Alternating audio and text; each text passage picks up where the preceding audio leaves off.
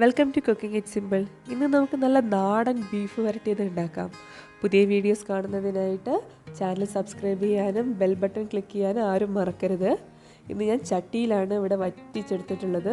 Actually കുക്കറിൽ വേവിച്ചു, അത് കഴിഞ്ഞിട്ട് ചട്ടിയിലാണ് വറ്റിച്ചിട്ടുള്ളത്. വളരെ സിമ്പിളായിട്ടുള്ള റെസിപ്പിയാണ്. അപ്പോൾ ഈ റെസിപ്പി എങ്ങനെയാണ് ഉണ്ടാക്കേണ്ടത് നമുക്കൊന്ന് നോക്കാം. ഇതിനൊരു 8-10 വെളുത്തുള്ളിയുടെ അല്ലി ഞാൻ എടുത്തിട്ടുണ്ട്. അതുപോലെ തന്നെ 4 പച്ചമുളകും പിന്നെ ഒരു വലിയ കഷ്ണം ഇഞ്ചി 4 ആക്കി മുറിച്ചിട്ട് നന്നായിട്ട് നമുക്കൊന്ന് ചതച്ചെടുക്കണം. നിങ്ങൾ മിക്സിയിലിട്ട് ചതച്ചാലും കുഴപ്പമൊന്നുമില്ല. ഇത് നന്നായിട്ട് നമുക്ക് ചതച്ചിട്ടൊന്ന് മാറ്റി വയ്ക്കാം. പിന്നെ കുക്കറിലേക്ക് ഒരു വലിയ ഉള്ളി മുറിച്ചതും ഒരു തക്കാളി മുറിച്ചതും ഞാൻ ഇട്ടിട്ടുണ്ട്.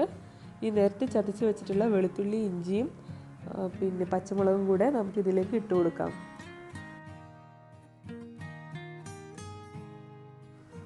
പിന്നെ ഇതിലേക്ക് ഞാനൊരു ചെറിയ ടീസ്പൂണ് പെരിഞ്ജീരകം ഇട്ട് കൊടുക്കുന്നുണ്ട്. പിന്നെ 1 ടീസ്പൂണ് കുരുമുളക് പൊടിയും 1 ടീസ്പൂൺ ഗരം മസാലയും പിന്നെ 1/2 ടീസ്പൂൺ മഞ്ഞൾപ്പൊടിയും പിന്നെ ആവശ്യത്തിനുള്ള ഉപ്പും.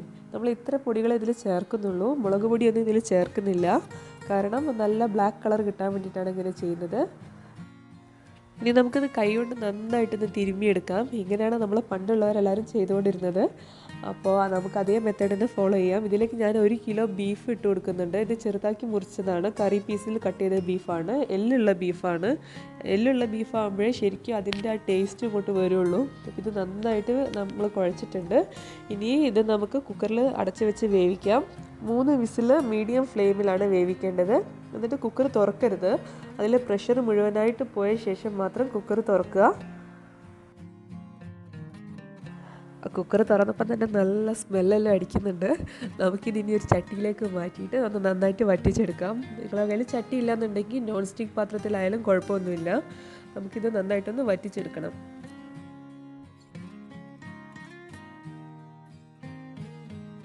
അപ്പോൾ ഇതിലുണ്ടായിരുന്ന വെള്ളമൊക്കെ കുറേയൊക്കെ വറ്റിയിട്ടുണ്ട്. അപ്പോൾ അതിലേക്ക് ഞാൻ ഒരു 1/2 ടീസ്പൂൺ കൂടെ കുരുമുളക് പൊടി ഇട്ട് കൊടുക്കുന്നുണ്ട്. നിങ്ങൾക്ക് വേണമെന്നുണ്ടെങ്കിൽ എരിവിനനുസരിച്ച് കൂടുതൽ ഇട്ട് കൊടുക്കാം.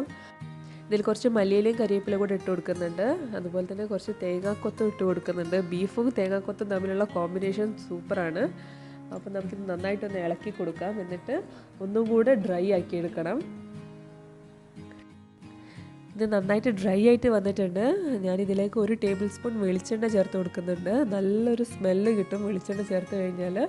പിന്നെ ആ ഒരു വെളിച്ചെണ്ണയുടെ ഫ്ലേവർ നന്നായിട്ട് നമുക്ക് കിട്ടും.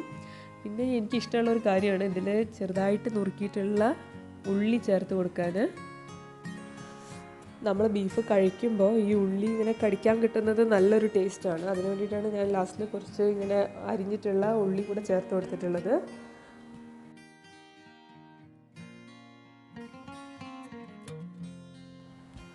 അങ്ങനെ നമ്മുടെ കിടിലൻ ബീഫ് വരട്ടി റെഡി ആയിട്ടുണ്ട്. ഇതിൻ്റെ കൂടെ കഴിക്കാനുള്ള പൊറോട്ടയും റെഡി ആയിട്ടുണ്ട്. അപ്പോൾ എല്ലാവരും ട്രൈ ചെയ്ത് നോക്കണം. എല്ലാവർക്കും ഇഷ്ടപ്പെടും. വളരെ ഈസി ആയിട്ടുള്ള റെസിപ്പിയാണ്. വളരെ പെട്ടെന്ന് തന്നെ നമുക്ക് ഉണ്ടാക്കാനും കഴിയും. അധികം ഇൻഗ്രീഡിയൻസ് ഒന്നും ആവശ്യമില്ല. അപ്പോൾ എല്ലാവരും ട്രൈ ചെയ്തിട്ട് ഫീഡ്ബാക്ക് അറിയിക്കണം. നമുക്ക് അടുത്ത വീഡിയോയിൽ കാണാം. താങ്ക്